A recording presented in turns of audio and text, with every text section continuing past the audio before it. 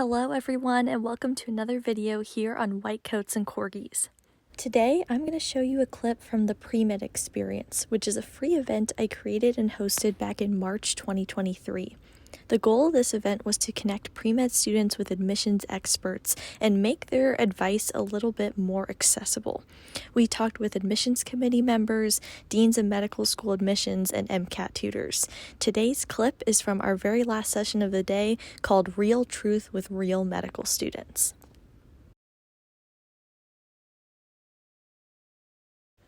All right, let's go ahead and get started. Everyone, good to see you all again, and thank you to our medical students for joining. Again, I'm Dan. I am a second year internal medicine resident, and I'll be moderating the panel. So I'll be looking for questions in the Q&A portion below. But first, again, I want to thank our medical students for joining us, and I'm going to go one by one, and you just introduce yourself if you can, and tell us what year you're in and maybe what specialty you're interested in. And the first person I see here is Angela. Hello, everyone. Thank you so much for having me. I'm super excited. My name is Angela Rutkowski. I'm a rising third year. I'm at Rush in Chicago, and I'm currently interested in OBGYN or neurology, keeping an open mind. Definitely very excited for rotations. Awesome. Next, I see Brooke. Yeah, hey y'all, Brooklyn. I am a fourth year medical student. Cannot believe it. So on edge with MASH next week. I'm in Texas, and I also am finishing up my MPH during medical school, so that might be relevant to someone. And I'm kind of revealing what I'm applying to soon, but it's more like primary care focus and trying to incorporate public health in my career. Awesome. Next person I see is Zara. Hi, I'm Sarah. I'm in South Florida. I'm a third year medical student, and I'm currently interested in emergency medicine, but it changes like every day. So stay tuned. Fair. And the last person I see here is Kinza. Hi, everyone. I'm Kinza. I'm a fourth year medical student. I'm actually here in Massachusetts, and I am applying psychiatry. Awesome. So I see questions already starting to pour in, and I'm probably just going to pick on one person individually per question. That way we can get through as many questions as possible. And this session is going to go for about an hour. And so before we get started, though, I have a question that I'd want to ask somebody, and I'll ask you, Angela, if you can. The first question is, failure is a normal part of the process of becoming a physician. And everyone at some point in their path has sort of failed in becoming what they want to do, or whether it's tests or things in that journey. Can you talk about a time that you've had a failure or something that didn't go the way you were expecting it to, and how anybody could learn from an experience like that? Yeah, happily will answer this question. I feel like failure is not something unknown to me. First off, I hate the word failure. I know that that's what's referred to, but I just see it as opportunity to, grow, make the most out of it. And it's just, I have a whole spiel about that. But basically it started as a sophomore in college. I got a C-. So I obviously was very scared in Orgo, by the way, Orgo too. So I was scared what that would mean for my, potential ability to get into medical school, of course. That was one instance. And I obviously had to really redeem myself moving forward, show an upward trend that I could still excel in classes despite this failure. Then I got a 505 on my MCAT, which by some is viewed kind of as like an average score. And so I wanted to retake it again to get a better score. I retook it and I got a 505 again. So that was very, discouraging despite all these months of retaking, restudying, all of these things. But I still applied because I trusted that like the rest of my application hopefully would have been strong enough with the upward trend, with the extracurriculars. And then recently in medical school, for those who follow me, they know that I'm open about this as well, but I didn't pass step 1 by 1 to 2 marks. So that was something I had to bounce back from. And, it's still something I'm actively going through. But yeah, failure is like something that I've noticed that every single person goes through during their process. And it's not something that, anyone is not going to go through at some point in their life. It just depends. You have to be really careful with who you follow on social media, who you talk to, because and I completely understand and respect this, but not everyone's going to talk about it publicly. But just know that everyone is going through something, some sort of obstacle, some sort of red flag in their application. And so it's so much more than just your failure. So that's my little thing. I'm happy to answer more questions. Thank you so much for sharing, Angela, because it's, everyone's gone through challenges, and every single person you ask could have their own situation and story. And it's something that is important to deal with and then to overcome. So thanks for sharing that. And the next question we have here is for Brooke, and it's a combination of a few questions we have here from Thelma and Jennifer, and it's about life balance with studying and, doing the things that you enjoy doing, and just how do you stay sort of mentally well in the process of being a medical student? Yeah, absolutely. This is so important, and it's going to look different for everyone. And so even though this is it may make sense in hindsight, like really one of my biggest advice to people is to be in tune with what you specifically need. And that can be tricky because that could be not what your friends need, and that's okay. Peer pressure never stops, right? I know a lot of my friends like to go out on the weekends. Your girl needs to sleep. I need 8 hours consistent or I am a mess, right? And so you have to be comfortable prioritizing your needs, because at the end of the day, like, you can't show up for anyone in your life or your friends or anything if you're not prioritizing your own health. And so one of the things I always emphasize is just, really being in tune with what's best for you and not what's best for everyone else, which this can get really mixed on social media, right? Like something could look so good on a reel. It could be so like the perfect video, but if it's not like realistic to you or something that's really hard to apply, then it's good. Try things out, right? But don't force anything because that's what looks best. So I guess to answer the question a little bit, for me, definitely therapy has been really important because it's just hard to even have that balance if you're just so in your head. And, so many students, especially with, this anxiety in medical school has been a roller coaster. And so really being able to talk through that out in a safe space is just going to set you up positively for every other aspect of your life, And I think truly the biggest thing about having balance as a medical student is forgiving yourself and not feel guilty when you take a break.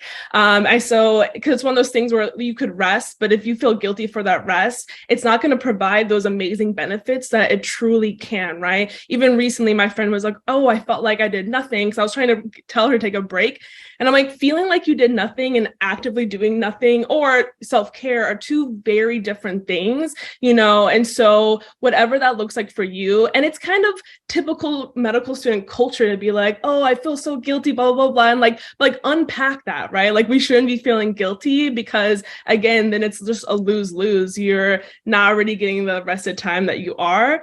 And so I kind of hit on different points, but definitely just keep it really personalized because that's going to go so far. We all need different things, right? Therapy, if that's applicable to you, which I think it is for most people. Oh my goodness, what's my last point? I forgot, but that's the gist.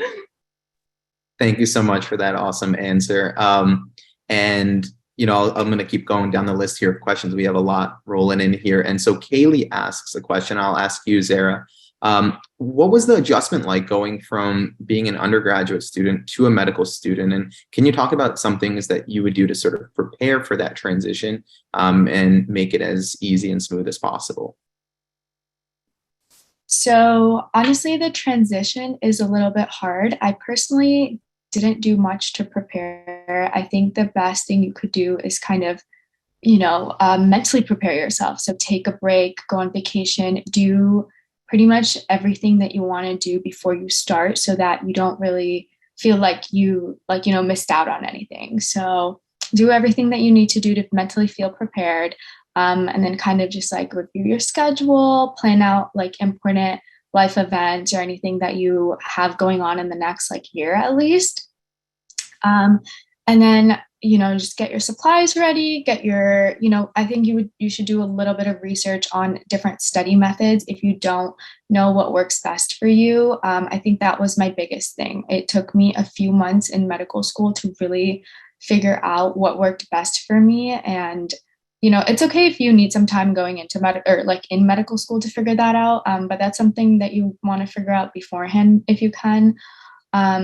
And then the transition is going to be hard regardless. I think just because there's just so much information once you start. But you'll get it. It's just something that'll take a few weeks and you'll get into it.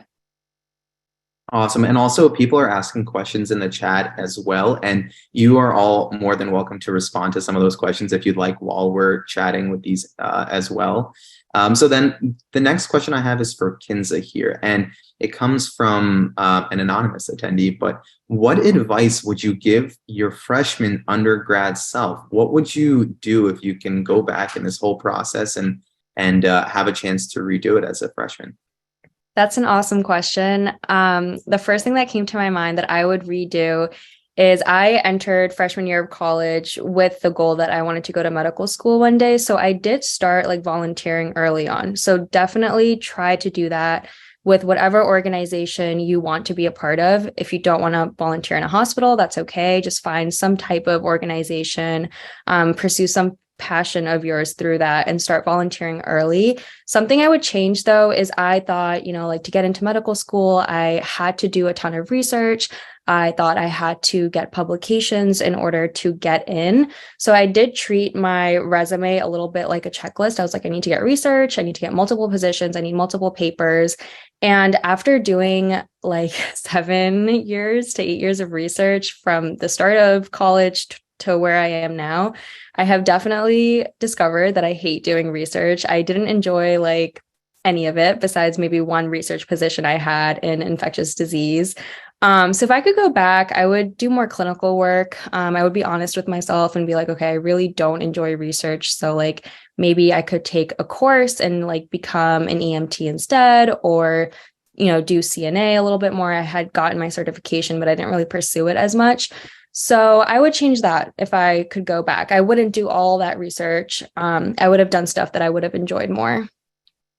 That's a great answer. And thank you for mentioning that, because making sure you're doing the things you enjoy is important, and you don't want to just be struggling and hating the activities that you're doing, because then you also won't be able to be as passionate about them and you won't be able to speak to that too.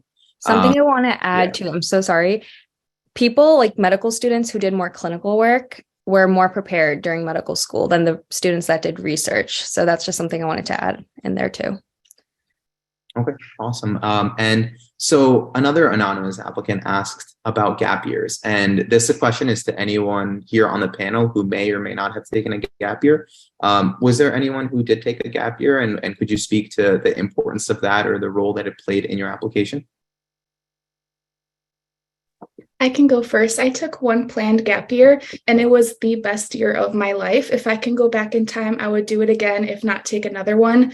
For me personally, I entered college very lost. I had no guidance. I mentioned in the chat, I'm first gen everything. So my parents immigrated here from Poland. I had no mentors, no guidance. And so I felt really lost as a pre-med. And it didn't take me until the end of sophomore year to start really working on my application in a way that would like translate for like medical school applications and such. So I knew early on, like end of sophomore year, that I wanted to take a planned gap year. And even then it was still very like taboo. People didn't talk about it. Now it's becoming more and more popular. As I mentioned in the chat, only 5 of my classmates went straight through. It's like a common thing now to do at least one gap year. And it was just really amazing for me personally, because it was a full year where I could just really tackle any gaps or weaknesses in my application, whether that was clinical experience or research or volunteering, anything at all. It happened to be the year of COVID, but I still was able to work full-time clinically, spend so much time with my family, just rest and recharge before starting medical school. Because let me tell you guys, nothing prepares you for medical school more than like rest, recharging, family time, hobbies, building solid habits that you can move forward with. So I took one gap year and it was the best thing ever. And now I'm currently, an unplanned gap year during medical school. So I would just really encourage anyone thinking that they might need more time, or honestly, just for fun, I would really recommend it. Okay, thank you. Oh, Brooke, you had something as well? Oh yeah, I was just gonna touch base. I did. So I also did a gap year. It was like semi-planned. One of the big recommendations I have. So I actually did like a biostatistics program in like Colorado. Super random, right? One of the approaches to my application was finding things that weren't the most traditional, but ways that were applicable, right? Like biostats, like being able to really read research on like a deep level and just understanding that, I really felt like was a fun way. And like every single one of my interviewers like asked me about that program. And so, or even also kind of, this is kind of just adding on real quick, but I was like an RA on campus. When I tell you that people skills was probably the most applicable thing I did all of undergrad, having to like work with because you have to do like difficult patients and all this other stuff. I had to work in so many uncomfortable social situations. And so just know that there are so many ways to apply. Because again, right, medicine isn't just that experience or the science, but it's working with people, both like your attendings and also patients. And so there's a lot of different ways to extrapolate those skills. But yeah, I did a Biostats program. I tried to scribe, it didn't really work out, but I did some other stuff. I actually worked for like a social media agency. And honestly, I was able to kind of like tie things around, but it was definitely a good experience for me. Awesome. I have a question here, and I want to ask Zara about it. It's something that Brooke actually touched upon a little bit earlier, but Caitlin's asking here, how do you manage self-doubt and anxiety when starting out in medical school and in general? Because, you know, from the time that you're in college and thinking about applying to medical school and the time that you're in medical school, it's, you know, it's a roller coaster in a way. So how do you manage that anxiety that comes along with it and the self-doubt that you might feel at times? I think that's a really good question. That anxiety and self-doubt, for me personally, it still comes back time to time, especially during third year when you're, you know, really in the hospital and you are around residents and physicians. And it's like, oh my God, do I belong here? Like, am I supposed to be here? But I think you just need to take a deep breath and believe in yourself and tell yourself that you are here for a reason and you deserve to be here. Honestly, that doubt doesn't really go away. You just need to take a deep breath, you know, do what you need to do to really believe in yourself. You know, you're at that point in your career, you're a student. So obviously, you know, it's okay to have gaps in your knowledge. It's okay to, you know, not be at the level of a physician or a resident. So you will feel some things, but you just need to take a deep breath, you know, get yourself together. Keep learning, keep studying, and keep your head high and be confident in everything that you do. Yeah, absolutely. And keeping sort of going along with additional questions, a question for you, Kinza, it's about letters of recommendation. So, you know, of course, to apply, you need your letters of recommendation. And how did you go about, you know, thinking about who you were going to ask and actually collecting those letters? Yeah, that's a great question.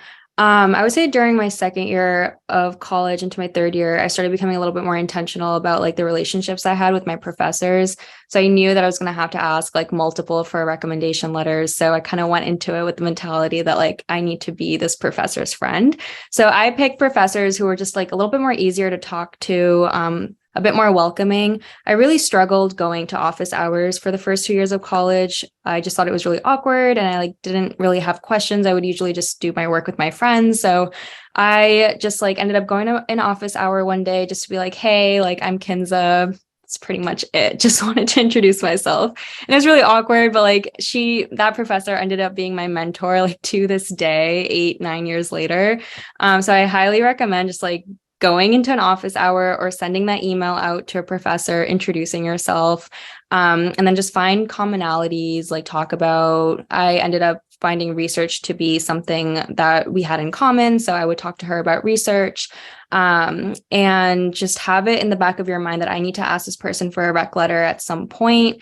So like what qualities can I show this professor I have? Like what examples can I give this professor of like being a good student with XYZ qualities? I think if you go to the AAMC website, you can find a link. There's a link on there that talks about like what people who are writing your recommendation letters need to write about. So they have like all these qualities listed out, different areas that your writers can highlight about you. So I would recommend going there and looking at that so you can try to talk yourself up to these professors. And just keep it natural, and make sure you tell them like early on. I try to tell my people like at least 6 months ahead of time, because some people will say yes and then they'll end up like not writing it. So you also want to have a couple of backups in mind. Great. And something we haven't touched on yet, which is very important though, is the MCAT. And we have a few questions about that. So I wanted to ask you, Angela, about the MCAT. So how did you prep for it? And also, if you can go back and sort of change anything about your prep, what would you have done differently? Definitely. So for me, I remember spending so much time on content review the first time around, like several months, just reading my Kaplan books, highlighting, rewriting the notes, which when you now think about it is just very passive.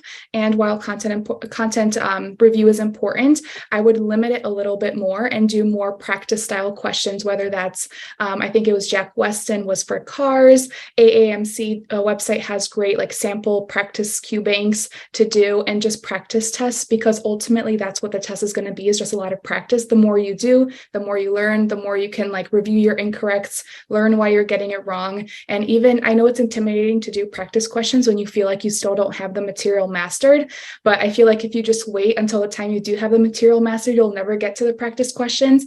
And these practice questions are like a way to end up getting, really, really good at a topic, is by just practice, practice, practice. So that's what I would do the second time around. I don't know if anyone else has any input to add. Yeah, and I'm sure we're definitely gonna get more MCAT questions in there. Thank you for that answer. And Brooke, I wanted to ask you a question that I was seeing here as well, because you've gone through medical school now, and different years are different in terms of how much time you're spending on certain things. Could you go through sort of like an average day in the life at different parts of medical school and like what that really looks like? Because I feel like, we hear that medical school is hard and you're busy, but what does that actually look like on a day-to-day basis? Yeah, so let me get into it. Obviously, it was impacted by COVID. It was kind of a weird time. And so thinking of pre-clerkship, right? So that's the first part before you're in rotations. Oftentimes, there'll be just like lectures in the morning. So you can either go in person, depending on your school, or you can like watch them later. The benefit of watching them later is that you can speed them up if that's better for you. But there's definitely something to be said about the structure that in-person lectures provide. Or just hearing someone in person. So it's very, preference-based.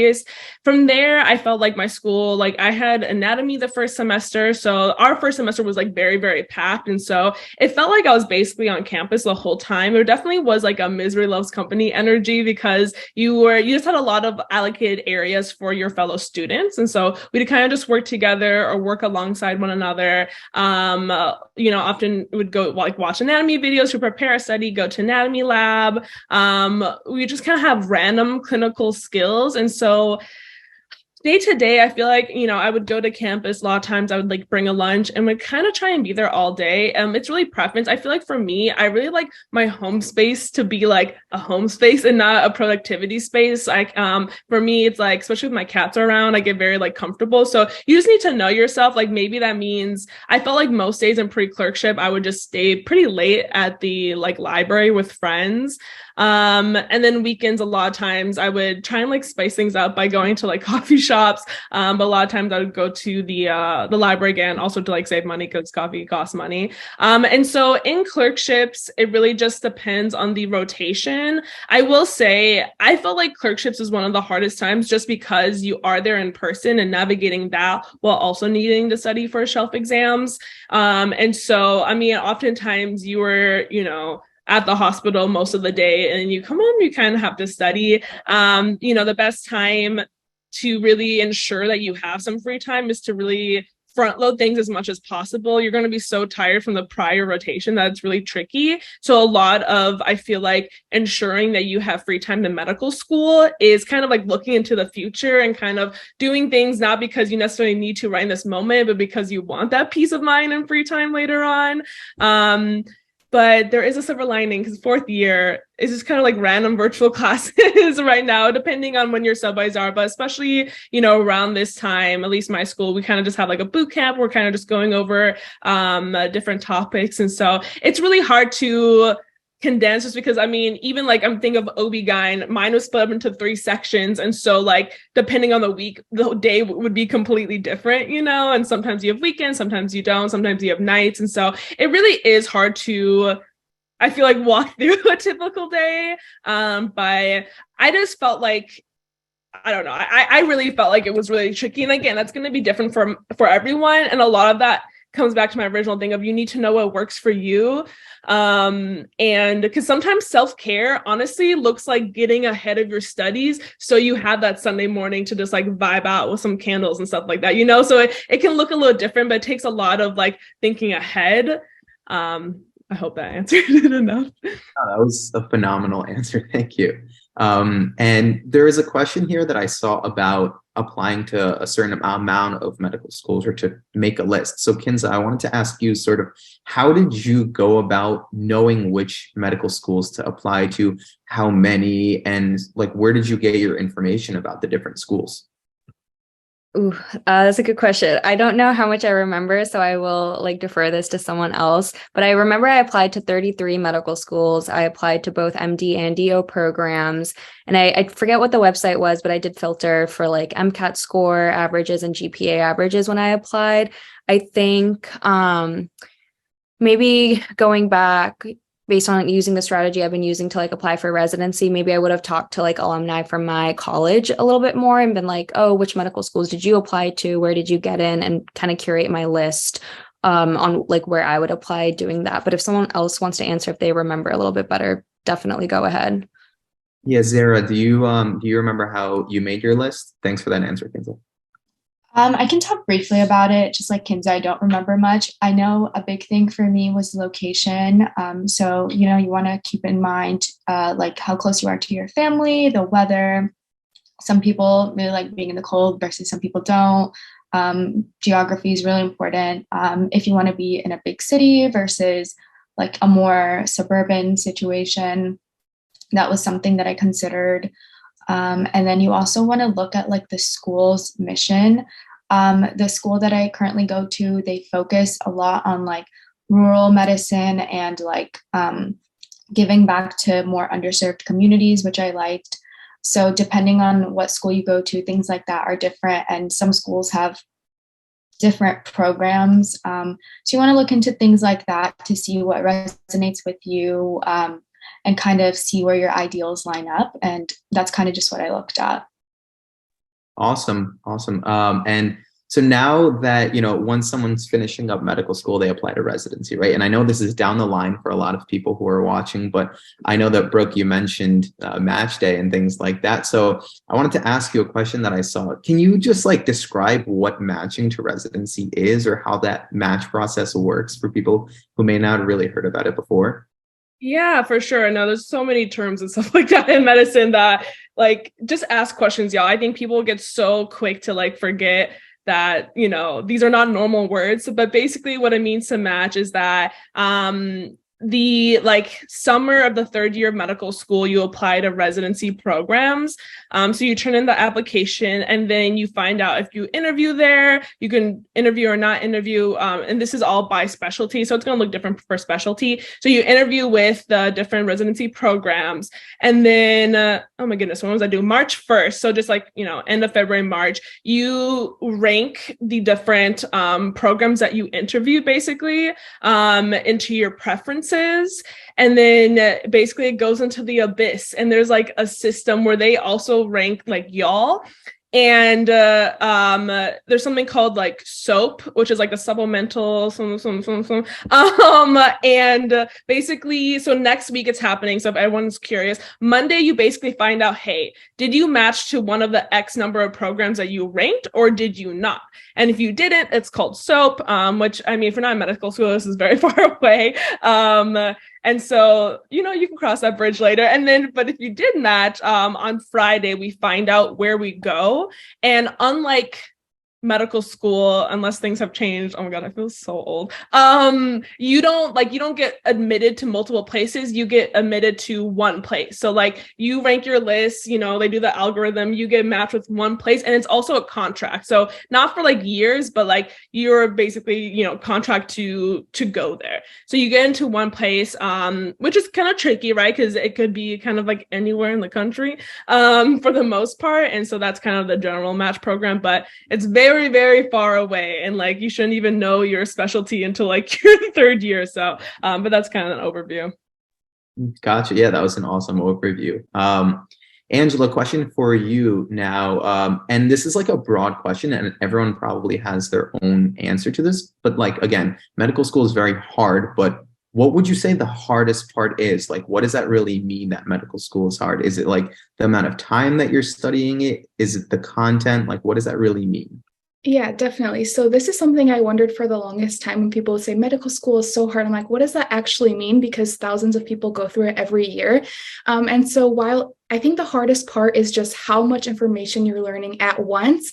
And also, God forbid, if you're going through something externally in your life, like the health of a loved one, your own mental health, something's happening in your life, because life does not pause when you're in medical school. Balancing that with medical school is the hardest part, in my opinion. It's not the information. The information that you're learning is not necessarily hard. It's a lot of it, but it's manageable. We all do it. We learn it. Somehow it sticks.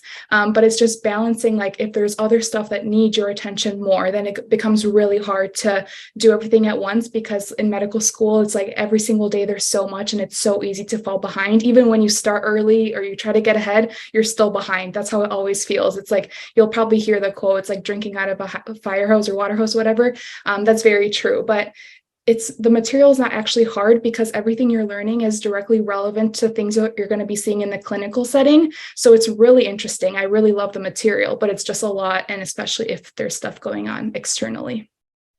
Yeah, it definitely is a lot. There's a lot of content in medicine, and this is just, we have to learn about it all. So you only really have so many years to do that. And so, Kins, a question for you in general, when you were in the process of applying, what did you feel like were the most important things on your application? You mentioned sort of like a checklist in a way, but was there something that was brought up in interviews a lot? Was there something, like, whether it was research or clinicals, that you felt really sort of made you stand out as a candidate? Yeah, I think for me, research helped me stand out the most as a candidate.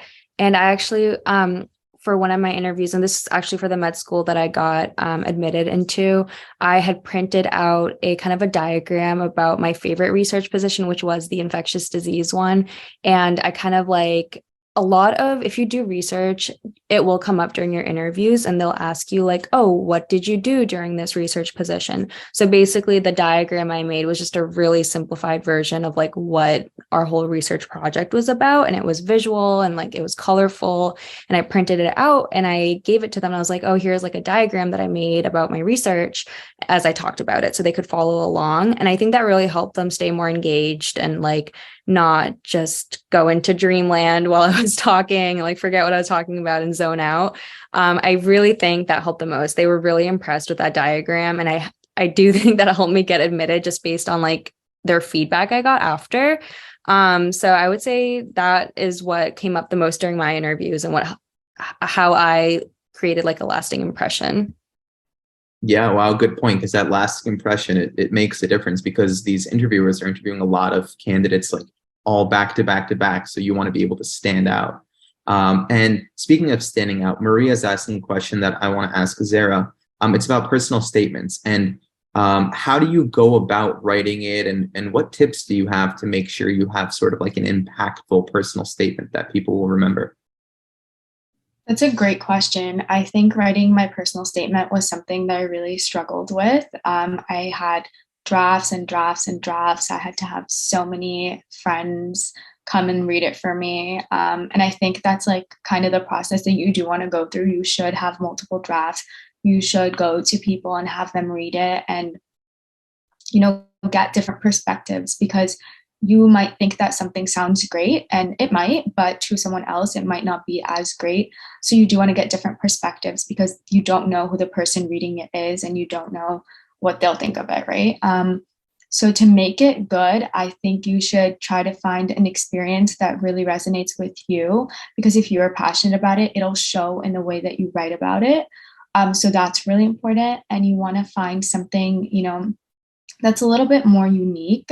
There's ways to make common, general ideas more unique. So that's something that you want to do. I really like the concept of telling it like a story. You want to have like a really interesting hook and kind of get the reader really interested in what you're going to talk about. And then at the end, you kind of just want to tie everything back together and, bring it back to you and how this is relevant to you. So it's a process. Take your time with it. Get the help that you need. Many universities have writing centers. So I would look into that as well. Thank you for that answer. Brooke, I have a question here that's being asked by Dakai about what's something you wish someone would have told you before you pursued a career in medicine, right? Because it's sort of like this long journey. And at some point we say, okay, we're doing it. We're applying to medical school. We want to become doctors. What's something you wish someone would have told you beforehand?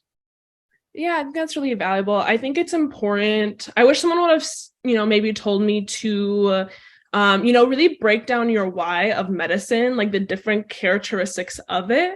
And even then it's like, you want to work with patients, right? Okay, what does that mean? Do you want to be connected to people? Do you want to talk one-on-one? Do you want to serve people? Like, even then, I would really break it down to its skeleton and make sure that you're exploring potential other careers that could fulfill that criteria. Because at the end of the day, I think it would be ignorant to ignore this kind of like, yeah, sometimes social media paints it negatively, but at the end of the day, like, as a whole in society, I feel like going into medicine is something very, renowned and like looked up to, and it would be ignorant to think that that is not impacting all of us and having us have this bias one way or the other. And so I think it's important with a career like this to be extra intentional that you're exploring your other options, and also be sure to like kind of think about the trajectory of what things will look like financially, right? And so medicine, unlike some other fields, is that if you get to kind of that 4th year point and you realize then that maybe it's not for you, you might be so deep in debt that it might feel like you don't have any other option but to move forward. And I say this to be a realist, because honestly, right now in 4th year,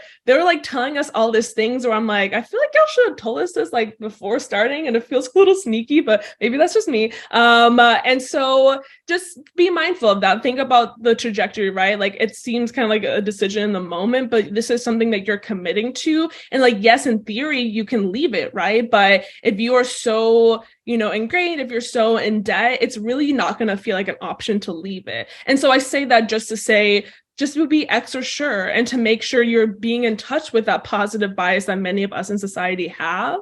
Other than that, I think just kind of, I wish someone maybe would have told me kind of to me, I thought one of the most challenging parts is really navigating socially, especially when it comes to attendings and like fellows and residents, especially because if y'all didn't know, like on rotations, like every 3 days you could have a different person like monitoring you or determining stuff. And that's really hard, like emotionally to navigate if you have like any ounce of like social anxiety, I feel like. And so I wish like that would have been talked about a little bit more and maybe like more skills for it. But those are some things that come to mind. Oh, thanks. Yeah, that was really thorough. And I think the fact that all of you, for the audience that's listening, the fact that all of you are here and listening to these stories, it really helps because you're getting that perspective of people who are in medical school. And so hearing that early on is very valuable. And 2 people back to back asked the question about imposter syndrome that I want to throw to Angela. CJ and Sarah both asked about imposter syndrome. Do you ever feel it? How do you deal with it? Because, it sort of sometimes feels in medical school like we're just imposters and we don't belong here. Yeah, I was about to chat the person in the chat saying like, once you know, let me know. But I was shadowing recently a physician that I really look up to, and they told me that they still feel imposter syndrome to that day. And that really opened up my eyes because I was like, wow, this feeling just never goes away. I remember when I was applying to medical school, I felt like I wasn't good enough. Then when I got the interview, I didn't feel like I belonged. Then even in medical school, you're surrounded by so many intelligent people and you're like, wow, like I'm not like these people, I don't deserve to be here, all of these things and all these thoughts cross your mind, but you have to just keep remembering that the program saw you, saw your application, saw who you are, and that you deserve to be in that program just like anyone else. And another trap we really fall into like throughout our pre-med and medical journey is like we always look at our happiness and success and accomplishments as like the next step. So for example, right now you might be like, I'll feel happier, better about myself once I get a medical school interview or once I get the acceptance. And then once you're first year, like once I'm on second year and done with STEP. And then once you're at that point, you're going to be like, once I'm on rotations and residency, and it keeps going on and on and on. And I feel like we just have to stop in the moment and just remember that you are currently living in a time that you once were wishing and dreaming and praying for. So the feeling is not going to go away. We're never going to feel like we're doing enough. I think that's already something I'm starting to notice is like, no matter what part of the process I'm in, I'm always feeling like there's more I should be doing. And so I think just accepting that that's like a feeling that's not going away, because when you think about it, once you're successful attending and working with your colleagues, there's always going to be people who are doing more than you or people who you view as superior. So just like remind yourself that everyone feels it, even if they're not talking about it, if they're not portraying that, everyone feels it. So that's my answer. Yeah, even now in residency, I'm feeling a lot of imposter syndrome, and I see it every single day when I go to work. Of people are, it's a lifelong learning career, right? Everyone says that, but you're always learning something new every day with every patient. So thank you for that answer, Angela. Akinza, a question for you about somebody here mentioned, they're in high school. And so what advice do you give to a high schooler who may already know that they want to become a doctor? Like, it may be early and some people decide in college or later on too. But if you're a high schooler who already knows you want to be a doctor, what do you do in that situation? Yeah, I think in that situation, I knew in high school that like I was thinking of that career path. So the college that I chose was really important. I was never someone who like did really well on standardized exams. I didn't have a high GPA in high school. So I knew that when I went to college, I was like, the one thing I really need is like a decent GPA if I'm going to apply to med school. So that was my goal. So I chose a college where I felt like I could excel academically. It was somewhat near home. It was in the city. It wasn't too like academically challenging based on like talking to peers. And so I went with that medical school also because it was around a lot of different hospitals in Boston. So I knew that if I wanted to get into volunteering, research, any type of clinical work, it was in walking distance for me. So hospitals were really accessible in the area. And then it was close to home. So family and like my support systems were nearby as well. So if you're in high school, like I thought about college a lot, like where I should go, where I can perform well academically and get a good GPA. I think that should be on your mind because it does matter. Thanks. Awesome. And Zara, a question for you here about shadowing from way back earlier, but I found a question here about shadowing. And could you talk about your experience with shadowing? Did you shadow? How much? How'd you find your opportunities? And is, with now, in COVID and changing sort of landscape of these opportunities, is virtual shadowing okay, do you think? So that's a really good question. I have not done any virtual shadowing, and I don't know enough on that to speak about it. One thing I would recommend is that I do think that being in the clinical setting in person is an experience that you really, really, really should have before going into medical school. A lot of times the situations that we see on TV or like what you might have in your head about medicine might be very different from what it is like in clinic or like in the hospital. So in terms of shadowing, I started off working with a psychiatrist, and then I did some family medicine. I was a volunteer scribe at an underserved clinic. And then I worked with a physical therapist, which is kind of not in the physician category, but it was still a really, really great experience. So that's one thing I would recommend. You don't have to limit yourself to physicians. There are other fields in healthcare, and that's a good way to get in your clinical hours as well. And you do get to see like a different side of medicine from a different like career perspective. I do think you should work with physicians though. It's a great experience to have, and you do learn a lot, and it's a good connection to make, and you really get to solidify if that's what you want to do versus other career paths. And I think I want to say I did close to like, I'm not sure how many hours. I want to say maybe like 200, 300, if I'm not mistaken, but I don't really remember that well. All right, awesome, thanks. And during our previous session, we talked with the admissions deans about like numbers and amount of hours and things. So it's very variable, and there's really no specific cutoffs anyone looks for. It's just you want to make sure that you're getting a chance to see what it's like to be an actual doctor and deal with patients, because that's something that you can talk about in interviews and really helps make the decision of, do you want to be doing this? And so about kind of picking a field specifically, Angela, you mentioned that there were a few fields that or specialties you were considering. How do you figure out what specialty you're interested in, and when do you have to do that? Great question. So I went in to medical school thinking it was going to be 100% neurology because I was a neuroscience major in undergrad. Everything I did was neuro related, so it felt comfortable to me. And then when I was shadowing, so something that medical schools have, which is really, really awesome, is different sorts of mentorship or shadowing programs. So we have a thing called Explore, where we get paired with any specialty physician that we want and we get to just shadow them. So I got to experience ENT and OB-GYN, and I was like, wow, I think I really like something surgical. And so that's where my dilemma started setting in, because that was like all I knew. And then in my gap year, I worked as a medical assistant in OB-GYN. So that opened up a different door for me. I think the best way is through shadowing, figuring out what it is that you want to do, but also just letting yourself follow your interests, and it will take you down a certain path. The best advice that I received, because right now I'm still not set on a specialty until I go through rotations, but the best advice that I received was, first of all, figure out if you want something surgical or not, because that will eliminate a lot of options for you. And second of all, instead of thinking what it is that you want to do, think about what it is that you're okay with never doing again. That really changed my perspective, because oftentimes you'll see, like, let's say you like children, like there's a lot of different specialties where you can take care of children, but think of like, are you okay with never delivering babies again? If that answer is no, then like OB-GYN is something that you want to consider. So yeah, I feel like just talking to mentors, shadowing, that's like the best way. So for me, I am really interested in OB-GYN, so that's what I've been following, but I'm very open to see what ends up calling my name in rotations. Yeah, that's great.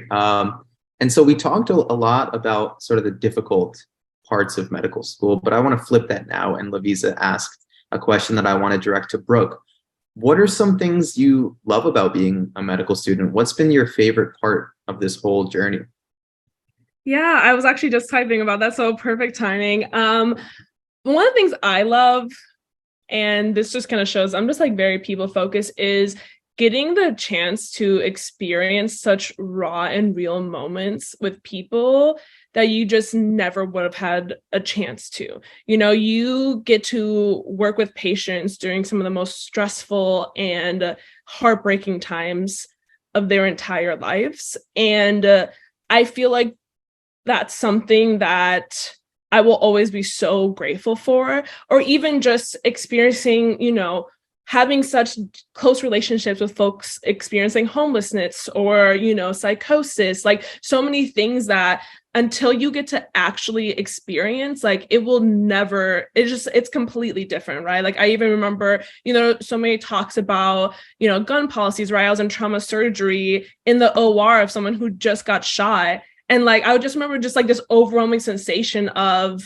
you know, just like this honor and this privilege of being able to see such, you know, I mean, things that happen at the end of the day, all day, every day, but getting such a breath of it and experiencing so many different things has just been so, I don't know, that to me is just completely priceless. In addition, you know, I think just learning those skills again to make someone feel comforted, to feel seen. Again, I'm a very big softie. Like that to me, you know, I take all that stuff and apply it to my real life because, you know, everyone wants to feel heard, you know, their problems, right? And so I think for me, it really has been the human experience.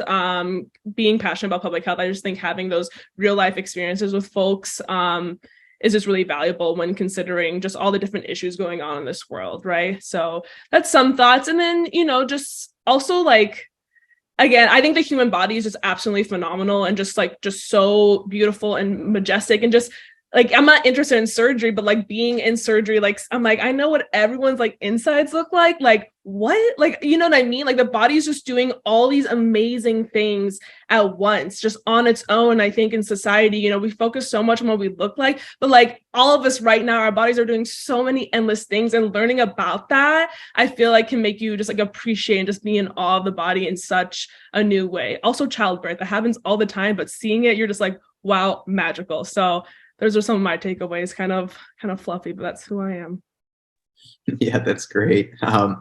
Zara, a question that Dekai asks here in the chat is about major misconceptions about medicine or med school. So what's something that you feel like people get wrong about medical school? What do people think it's like versus what is it actually like? Have you experienced anything along those lines? I think one of the biggest misconceptions is that people expect you to like eat, sleep, breathe medicine. And for me personally, that was not true. Although you are studying a lot, you are doing a lot. It's not like that. You do have time to go hang out with your friends, spend time with your family, take a little trip on a winter break or something.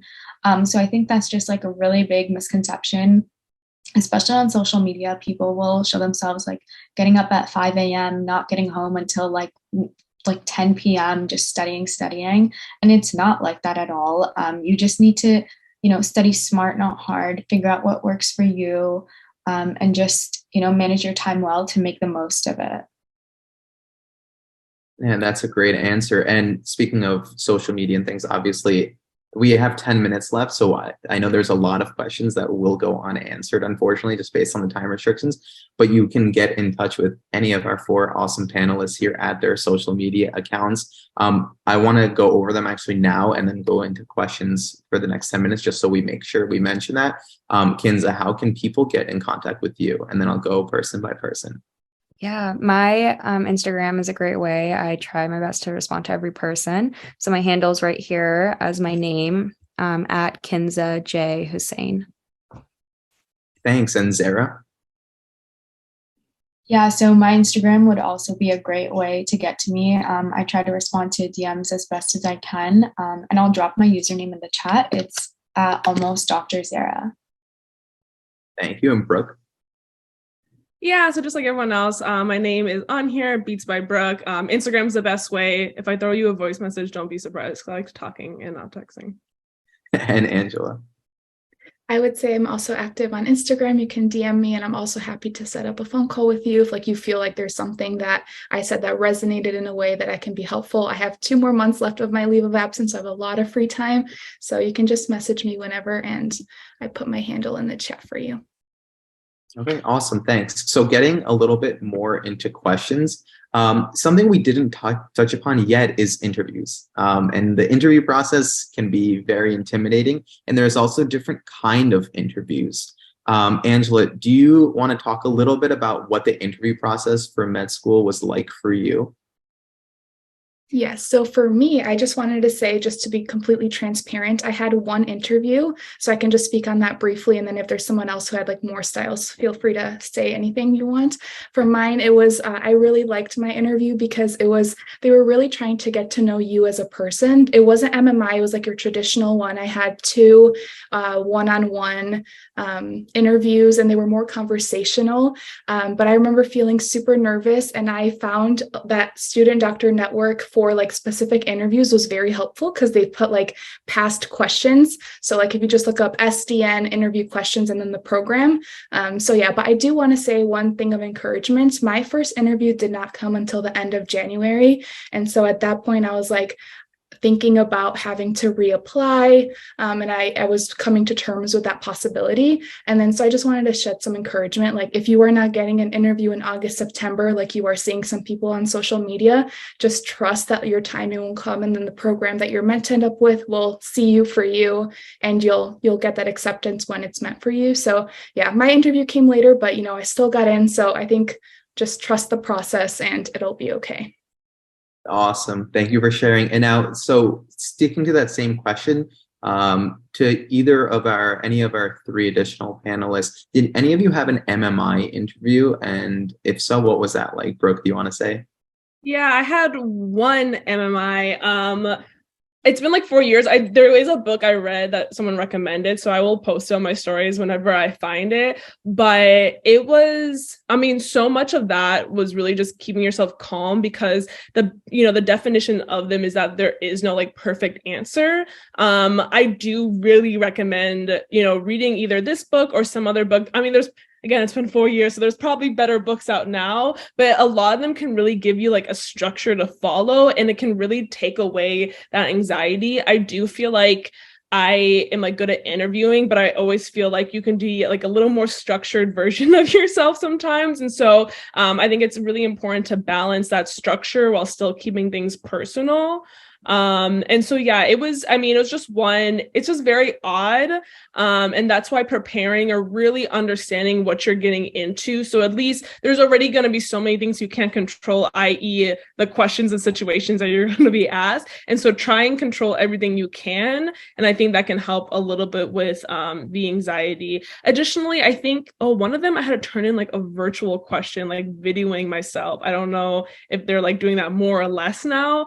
That was just odd, but that's why it's really good to practice and just really have, running lists of some of your experiences that might talk about certain like attributes about you, so you really have them in like your back pocket, like literally or figuratively. And then one other interview style is a group. So I did this once, I think for medical school, once for residencies, when they have you do like an activity together. And I think it's kind of typical, but yeah, it's like, make sure, because everyone talks, right? And it's important to talk, but I also always made sure to go out of my way. If someone hadn't talked for a little bit, I'd be like, hey, what's your thoughts on this? Or like, did we miss anything? And so just making sure that, again, like, yes, you want to be heard, but you also, the whole point is to show you work with other people. Yeah. True. And so, yeah, that MMI or multiple mini interviews becoming more popular of a format to sort of learn about a candidate from a medical school's perspective, because it's very different from just doing like a sit down 30-minute interview. So preparing for that is super important, and you want to go into it and sort of like know what to expect in a way.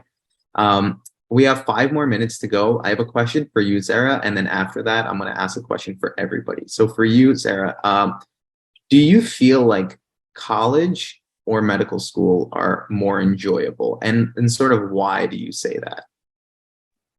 Ooh, that's an interesting question. Honestly, I've had a really, really great medical school experience. I think it's kind of like that misery loves company, where there's all of us kind of really come together.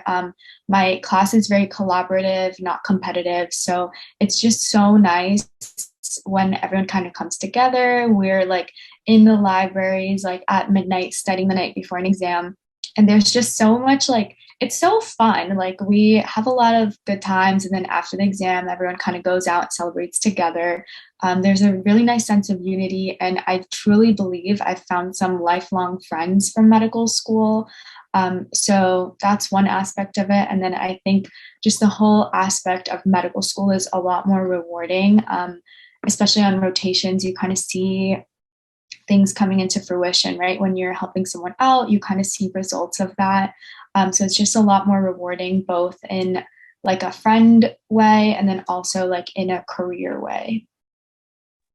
Great. And now I just want to ask the last question, and I'll give everybody a chance to answer, because I think this is, an opportunity for you to say sort of from your perspective what you would recommend. So for all of the pre-meds who are listening, starting with you, Kinza, what is the single biggest piece of advice that you'd recommend or you'd give to the pre-meds who are listening right now to this panel? My advice is actually kind of similar to something Angela said. I tell this to everyone. You have to really enjoy the journey. Like today, you have to enjoy today. Tomorrow, you have to enjoy tomorrow. You really can't live for everything will be fine once I'm a medical student, or everything will be better once I'm an attending. I had a roommate actually in med school who would say that all the time. She was like, oh, I can't wait till this is over and I'm just an attending. Then like everything will be fine. That's like 8 years away when you start medical school. So like you really just got to enjoy the moment.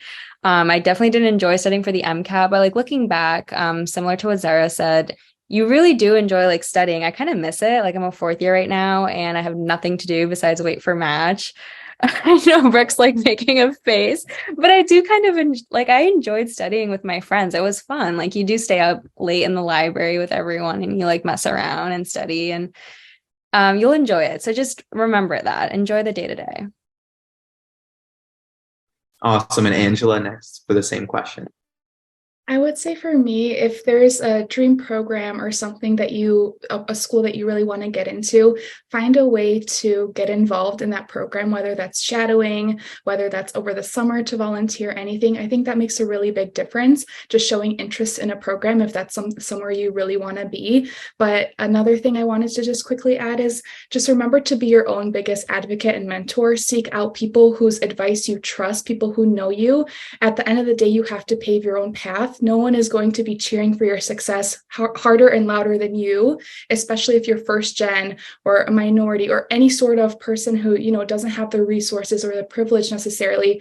Make sure you find people who you trust, who are in your corner. And as with everything in life, quality over quantity, be your own biggest cheerleader and advocate, and just like trust that everything will, unwind the way it's supposed to be in the end. Yeah, and Brooke? Yeah, so definitely recommend really prioritizing your own health and wellness. It's really easy, especially in this culture of like, go, go, go, like especially pre-meds, right? Even joking about how little you sleep. That's not funny. You need to sleep. Like, it's good for your learning. It's good for your mental health. And I think that core foundation is so important. And like, ironically, that can get lost in medical school because it's not always prioritized depending on where you go. And I think that's going to set you up, for success in all elements. Because if you're, because that also impacts your mental health, right? If you're in a better headspace, I feel like you're going to make more decisions that align. And kind of similar to Angela, be really intentional about your support system and like give yourself credit. Like, I think when we move forward so fast, and then even myself, I've recognized this, like, it's so easy to look back and not truly like give yourself that like quality pat on the back for everything you've done. Like, you need to find ways to be like, have that pride and have that like, acknowledgement, or it's just going to eat at you because you're only going to be focusing on what you're doing wrong. And that's like no way to live. Yeah, true. And last but not least, Sarah. So mine's kind of a mix of what everyone said, but you don't want to be pouring out of an empty cup. So make sure that you're pouring time, energy, effort into yourself. Take care of yourself. Do what you need to do. Take a break when you need to, or your body will force you to take a break. You don't want that. And you also just really want to be confident in yourself and believe in yourself, because you have made it so far for a reason and you'll keep making it far. Just believe in yourself and be confident.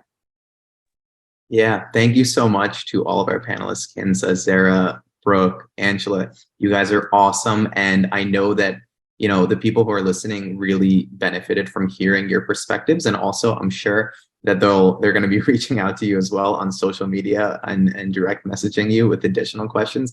So we appreciate all of your time and all of your help that you're giving.